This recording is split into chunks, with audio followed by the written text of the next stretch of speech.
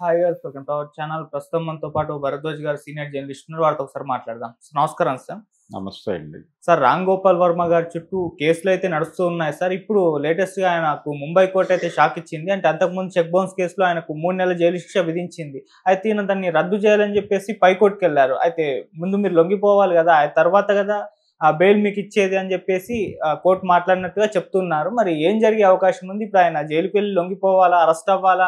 అని కూడా చాలా మంది మాట్లాడుతున్నారు. మరి ఏం చెప్తారు సార్ దీనికి సంబంధించి? లొంగుబాటు కాదండి, హాజరవ్వాలని అడుగుతున్నారు. హ్మ్. కోర్టుకు హాజరై బెయిల్ మూవ్ చేసుకోండి అని చెప్తున్నారు. ఓకే. ఆయనకు వేసిన శిక్ష కూడా పెద్ద శిక్ష ఏం కాదు, 3 నెలలు. ఆ అమౌంట్ కూడా పెద్ద అమౌంట్ ఏం కాదు.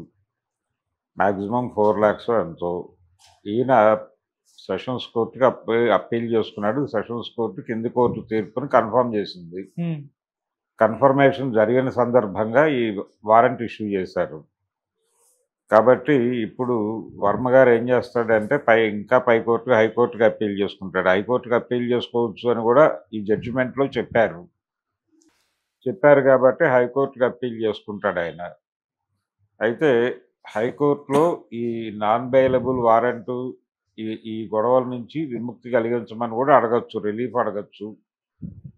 దాని నుంచి రిలీఫ్ ఇవ్వచ్చు. లేదు ఈయన హాజరై ఇమ్మీడియట్గా బెయిల్ పిటిషన్ వేసుకుని అదే రోజు షూరిటీలు సమర్పించుకుని కూడా బయటకు వచ్చేయచ్చు. అంటే రీకాల్ పిటిషన్ వేస్తారు. ఆ రీకాల్ పిటిషన్ అడ్మిట్ అయిపోతే చాలు, ఇంక వేరే షూరిటీలు సబ్మిట్ చేయాల్సిన అవసరం కూడా లేదు. కాబట్టి ఆ రీకాల్ పిటిషన్ వేసుకోవడం, ఆ ప్రొసీజర్ ఏదో లీగల్గా చేస్తారు. ఈ లోపు సెటిల్మెంట్ మాట్లాడుకునే అవకాశం కూడా ఉంది అతనితో. ఎవరైతే ఈ చెక్ బౌన్స్ కేసులో అవతల పర్సన్ ఉన్నాడో అతనితో మాట్లాడుకుని అది క్లియర్ చేసేసుకుంటే గొడవే లేదు. ఆ ప్రొసీజర్ కూడా ఏదో జరుగుతుంది ఒక ఎక్స్టెండ్లో అది కూడా చేసే అవకాశం ఉంది. ఎందుకంటే ఈ మధ్య ఆయన మారిన వర్మ గారిని చూస్తున్నాం మనం. గతకాలపు వర్మ కాదు, మారిన వర్మని చూస్తున్నారు మీరు అని చెప్తున్నాడు ఆయన. అయితే ఆయనకి బాంబే కోర్టు గొడవ, చెక్ బౌన్స్ కేసు అది హ్యాండిల్ చేయొచ్చు, అది పెద్ద ఇబ్బంది కాదు. కాకపోతే ప్రధానంగా తనకి ఇబ్బంది కలిగిస్తున్నటువంటి వ్యవహారం ఆంధ్రప్రదేశ్లో పెడుతున్నటువంటి కేసులు. ఆంధ్రప్రదేశ్లో పెడుతున్న కేసులు పర్టికులర్గా ఈ మంగళగిరి దగ్గర ఆత్మకూరుకు చెందినటువంటి ఒక అబ్బాయితో పెట్టించినటువంటి కేసు. ఏది 2019లో రిలీజ్ అయినటువంటి సినిమా మీద ఇప్పుడు కేసు పెట్టడం. అది యూట్యూబ్లో అదే టైటిల్తో రిలీజ్ చేశారు. థియేటర్లో రిలీజ్ చేసినప్పుడు టైటిల్ మార్చారు అని ఆర్గ్యూ చేస్తున్నారు. అక్కడ సెన్సార్ వాళ్ళు అభ్యంతరం చెప్పారు కాబట్టి సెన్సార్ అభ్యంతరాల మేరకు సెన్సార్ వాళ్ళు చెప్పిన అన్నీ పాటించి వాళ్ళు చెప్పిన కట్స్. ఇప్పుడు మొన్న వ్యూహం, శబదం సినిమాలు తీశాడు ఆయన. అవి కూడా సెన్సార్కి వెళ్ళినాయి. సెన్సార్కి వెళ్ళిన తర్వాత సెన్సార్ వారు దానిలో ఏ కట్స్ అయితే చెప్పారో, ఏ అడ్వైజర్స్ అయితే చేశారో పేర్లు మార్చండి అన్నారు. వాళ్ళు పేర్లు మార్చే రిలీజ్ చేశారు. దానికి కొంచెం టైం తీసుకున్నారు. సెన్సార్ని ఉల్లంఘించి ఎప్పుడు వ్యవహరించలేదు కదా. అలాగే దానికి సంబంధించి కూడా ఈ కమ్మరాజ్యం సినిమాకి సంబంధించి కూడా సెన్సార్ థియేటర్లో రిలీజ్ అవ్వాలంటే సెన్సార్ అవ్వాలి. సెన్సార్ వాళ్ళు చెప్పిన నిబంధనల మేరకే సినిమా రిలీజ్ అయిపోయింది. యూట్యూబ్లో వీళ్ళు ఒరిజినల్ కంటెంట్ పెట్టారు అనేది ఇప్పుడు ఎలిగేషన్. యూట్యూబ్లో ఏదైనా పెట్టుకోవచ్చు, అక్కడ సెన్సార్ లేదు కదా. సెన్సార్ లేనప్పుడు మీరు ఎలా ఒరిజినల్ ఎందుకు పెడతారు? థియేటర్లో రిలీజ్ అయిన ప్రింటే పెట్టాలని అడగటానికి మీకు రైట్ ఎక్కడది? అయినప్పటికీ కేసు తీసుకున్నారు పోలీసు వారు. అసలు దానిలో ప్రాథమికంగానే యూట్యూబ్కి సెన్సార్ లేదనే విషయం వాళ్ళకి తెలియాలి. మీకు ఓపిక ఉంటే కేంద్ర ప్రభుత్వంతో మాట్లాడి యూట్యూబ్లో ఎనీ కంటెంట్, ఎనీ ప్లాట్ఫామ్ ప్రతిదీ సెన్సార్ అయిన తర్వాత మాత్రమే పెట్టవలేను అని ఒక నిబంధన పెట్టండి.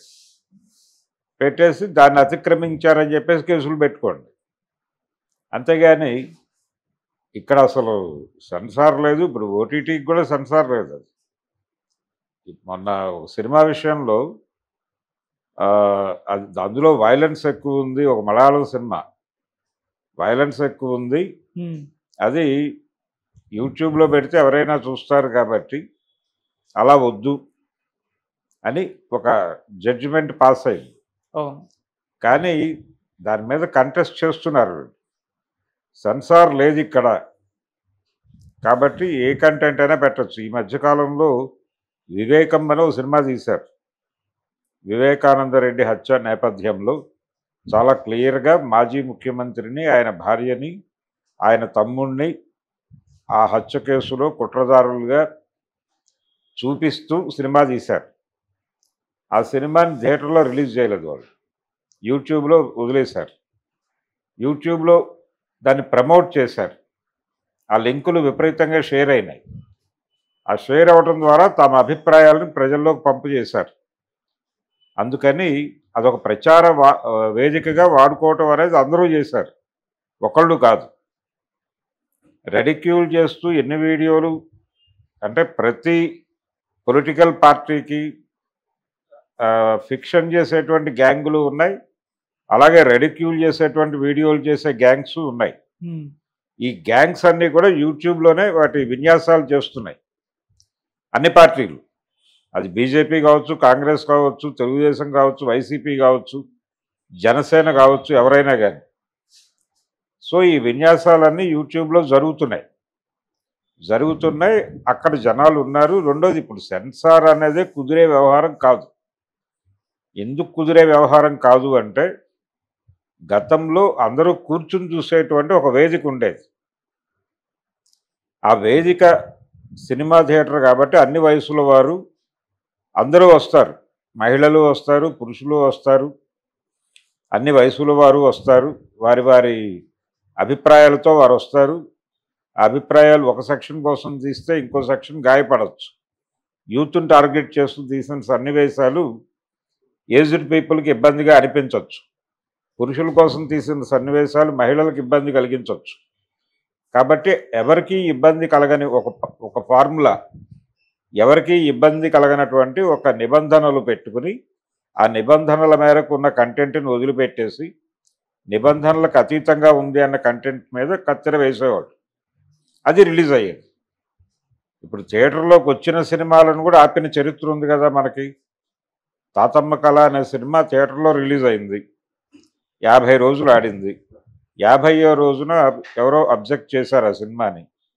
అబ్జెక్ట్ చేస్తే బ్యాన్ చేశారుగా అప్పుడు సినిమాని.